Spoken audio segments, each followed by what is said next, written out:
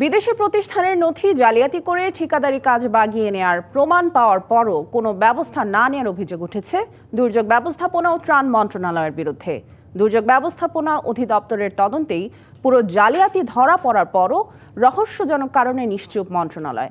বিষয়টি নিয়ে কথা বলতে নারাজ দায়িত্বপ্রাপ্ত সচিব। টিআইবি বলছে, দুর্নীতি ধরা পড়ার পরও চুপ থাকা ভালো বার্তা দেয় না।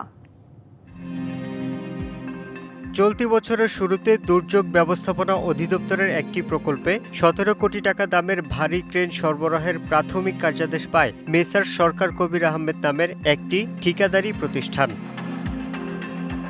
দরপত্রে লিহুত্রা নামে তুরস্কের একটি ব্র্যান্ডের নাম উল্লেখ করা হয়।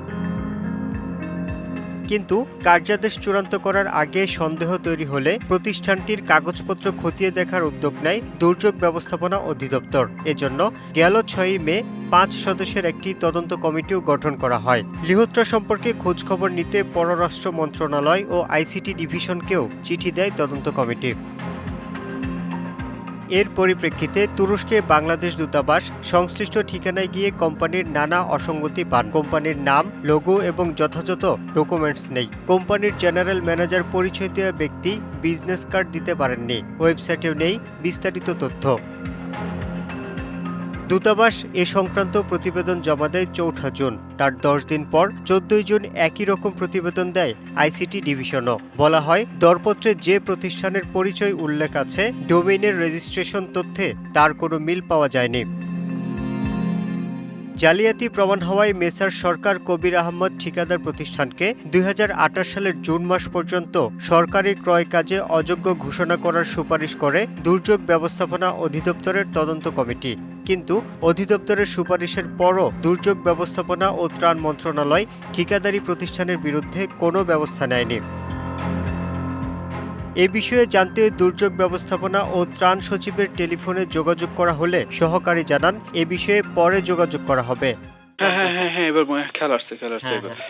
এটা আমরা আমাদেরকে এখানকার অফিসারদের তদন্ত করানো হয়েছে। তাদের একটা মতামত দিতে বলা হয়েছে। ওই ফাইলটাই আমাদের এখানে আছে। আমরা সৈয়দ স্যার কাছে ফাইল ওয়ার্ক করছি। আপনি একটু কাইন্ডলি এখন বাজে 12:30, তাহলে 2টার পরে একটু ফোন দিবেন। পরে দফায় দফায় যোগাযোগ করা হলেও কোনো সাড়া মেলেনি। তার এখন মিটিং শেষ করিনি। শেষ করে আমি আপনার কথা বলেছি, বলতে আমি সময় মতো কথা বলে নিই। এদিকে অধিদপ্তরের তদন্ত নিয়ে উল্টো প্রশ্ন তুললেন অভিযুক্ত ঠিকাদার। দুর্যোগ ব্যবস্থাপনা অধিদপ্তরই তাদের কাল্পনিক চিন্তা ভাবনা করে এসব লেখালেখি করতেছে।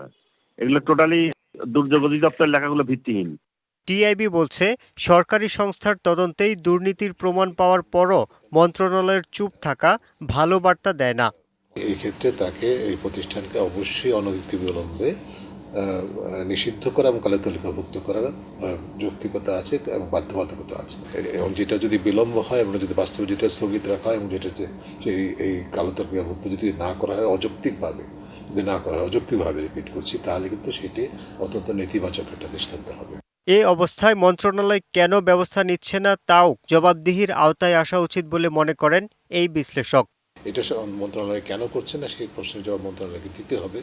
Yusuf Rana, DBC news, Dhaka. এ বিষয়ে বিস্তারিত জানাতে বার্তা কক্ষ থেকে যুক্ত হচ্ছেন সহকর্মী সিনিয়র রিপোর্টার ইউসুফ রানা। ইউসুফ, আপনার প্রতিবেদনটি দেখছিলাম। এত বড় জালিয়াতির তথ্য ধরা পড়ল দুর্যোগ ব্যবস্থাপনা অধিদপ্তরের হাতে, তারপরও দুর্যোগ ব্যবস্থাপনা ও ত্রাণ মন্ত্রণালয় কেন নিশ্চুপ? কেন ব্যবস্থা নিচ্ছে না? এক্ষেত্রে কি কোনো প্রভাব বা চাপ কাজ করছে? সামি, আপনি যেমনটি বলছিলেন যে দুর্যোগ ব্যবস্থাপনা অধিদপ্তর এটিও কিন্তু সরকারি একটি প্রতিষ্ঠান এবং এটার মূল যে প্রতিষ্ঠান সেটি হচ্ছে দুর্যোগ মন্ত্রণালয়।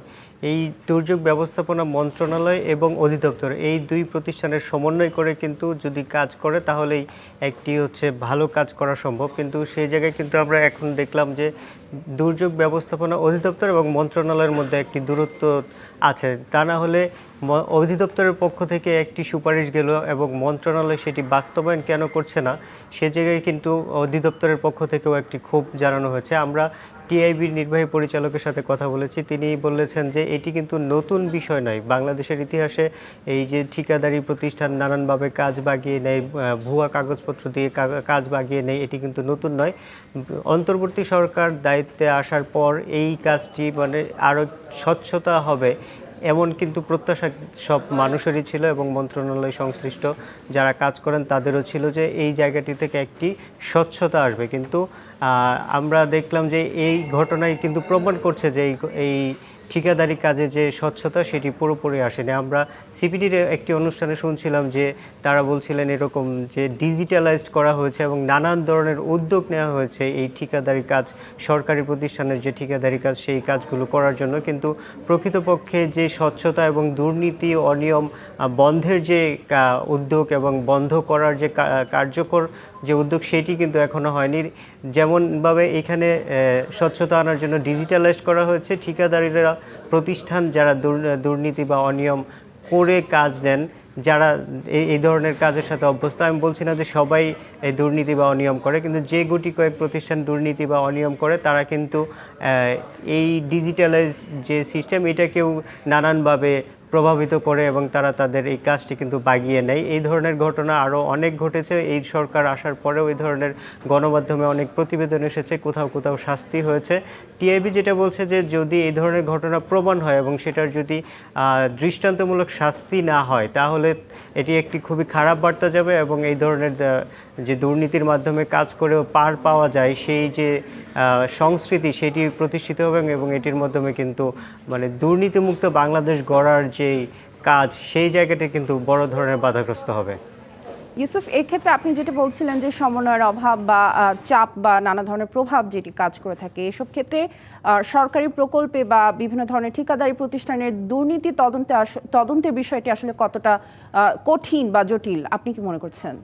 আপনি নিশ্চয়ই প্রতিবেদন শুনছিলেন যে সচিবের দপ্তরে বারবার যোগাযোগ করার পরে সচিব মহোদয় যে এই বিষয়টা জানেন সেটি কিন্তু তার দপ্তর থেকে স্বীকার করা হয়েছে এবং এই ঘটনার কিন্তু এটার শাস্তিমূলক ব্যবস্থা নিতে কিন্তু খুব বেশি সময়ের প্রয়োজন নেই, কারণ যেহেতু সব ধরনের প্রমাণ আছে। তদন্ত কমিটি গঠন করা হয়েছে, তদন্ত কমিটি সেই তুরস্কের সেই প্রতিষ্ঠানটি গিয়ে তারা তদন্ত করেছে, একই সাথে আইসিটি মন্ত্রণালয় তদন্ত করেছে, অর্থাৎ সরকারি সংস্থার মাধ্যমে কিন্তু এই তদন্তগুলো হয়েছে এবং তারা কিন্তু প্রমাণ পেয়েছে যে এটি একটি দুর্নীতির একটি সুযোগ এই ক্ষেত্রে নেওয়া হয়েছে। তাহলে কেন এতদিন পরেও একটি সাধারণ একটি ঠিকাদার প্রতিষ্ঠানের বিরুদ্ধে ব্যবস্থা নেওয়া গেল না? সেই জায়গা থেকে কিন্তু প্রশ্ন ওঠে, তাহলে কি এটার সাথে মন্ত্রণালয়ের কোনো ক্ষমতাধর ব্যক্তিরা জড়িত, নাকি এর পিছনে আরও বড় ধরনের কোনো চাপ আছে? আমি ঠিকাদার প্রতিষ্ঠানের সাথেও কিন্তু কথা বলেছিলাম প্রতিবেদন তৈরি করার সময়, তিনিও কিন্তু মানে একদম নির্দ্বিধায় বলছে যে এটা তার বিরুদ্ধে মানে ভুয়া অভিযোগ, যদিও সব কিছুর প্রমাণ আছে। তো এইখান থেকে কিন্তু অনেক কিছুর ইঙ্গিত মিলে। নিশ্চয়ই। ইউসুফ রানা, ধন্যবাদ আমাদের সাথে যুক্ত হবার জন্য। বার্তা কক্ষ থেকে যুক্ত ছিলেন সিনিয়র রিপোর্টার ইউসুফ রানা। দ্রুত পরিণতির দিকে এগোচ্ছে জুলাই গণহত্যার বিচার কাজ। ক্ষমতাচ্যুত প্রধানমন্ত্রী শেখ হাসিনার পাশাপাশি এ মামলায় আসামি সাবেক স্বরাষ্ট্রমন্ত্রী আসাদুজ্জামান খান কামাল ও সাবেক আইজিপি চৌধুরী আব্দুল্লাহ আল মামুন। তবে রাজসাক্ষী হয়ে চমক সৃষ্টি করেছেন মামুন। ডিসেম্বরের মধ্যে গুরুত্বপূর্ণ বেশ কয়েকটি মামলার বিচার শেষের বিষয়ে আশাবাদী চিফ প্রসিকিউটর তাজুল ইসলাম। এ বিষয়ে বিস্তারিত জানতে সরাসরি যুক্ত হয়েছেন আন্তর্জাতিক অপরাধ ট্রাইব্যুনালের প্রসিকিউটর গাজী এম.এইচ. তামিম। গাজী এম.এইচ. তামিম, আপনাকে স্বাগত জানাচ্ছি ডিবিসি নির্বাচিত সংবাদে। প্রথম প্রশ্ন আপনার কাছে, যেটি চিফ প্রসিকিউটর সাহেব যেটি বলেছেন যে ডিসেম্বরের মধ্যে বিচার শেষ হতে পারে বেশ কয়েকটি গুরুত্বপূর্ণ মামলার, ডিসেম্বরের মধ্যে এই বিচার কাজ শেষ করার প্রক্রিয়াটা কি বেশি তড়িঘড়ি হয়ে যাচ্ছে না? ধন্যবাদ আপনাকে, আপনার মাধ্যমে ডিবিসি সকল দর্শককে আমি ধন্যবাদ জানাতে চাই। আসলে এই কথাটি বিজ্ঞ চিফ প্রসিকিউটর বলেছেন যে প্রসিকিউশন ডিসেম্বরের মধ্যে বেশ কয়েকটি মামলা সম্পন্ন করার জন্য প্রস্তুত আছে। তারপরে উনি বলেছেন যে এটা আদালত নির্ধারণ করবেন যে আসলে কতদিন লাগবে, কারণ একজন সাক্ষী প্রসিকিউশন উপস্থাপন করবে, এটা প্রসিকিউশনের ডিউটি। তাকে ক্রস এক্সামিন করবে হলো ডিফেন্স।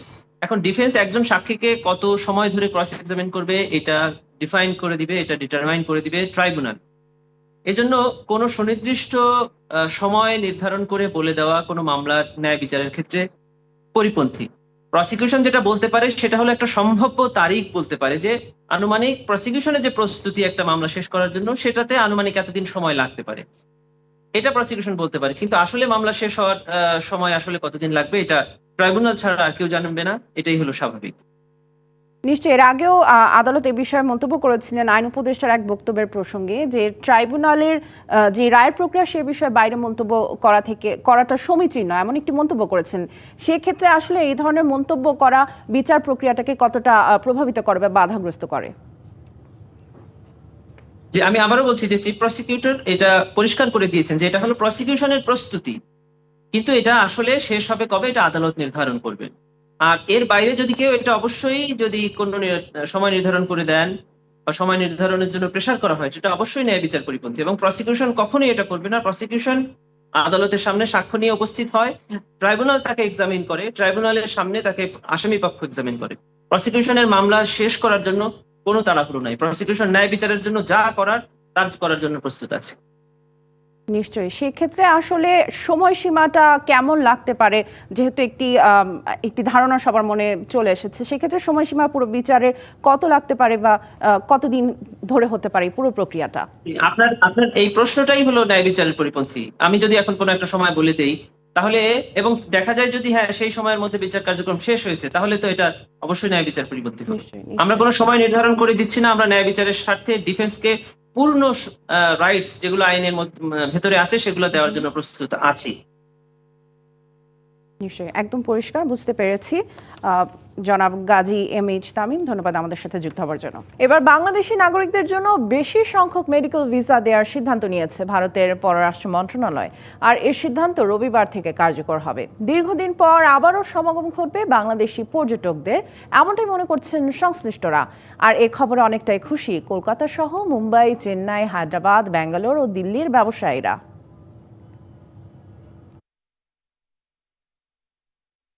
খাতে লাখ লাখ বাংলাদেশি ভারত ভ্রমণ করতেন, তবে এই ধারাবাহিকতায় পরিবর্তন আসে 2024-এর 5 আগস্টের পর। বাংলাদেশের রাজনৈতিক পট পরিবর্তনের পর টানাপোড়েন বাড়ে ঢাকা দিল্লির কূটনৈতিক সম্পর্কে। বন্ধ করে দেয়া হয় পর্যটন ভিসা, সীমিত করা হয় চিকিৎসা ভিসাও।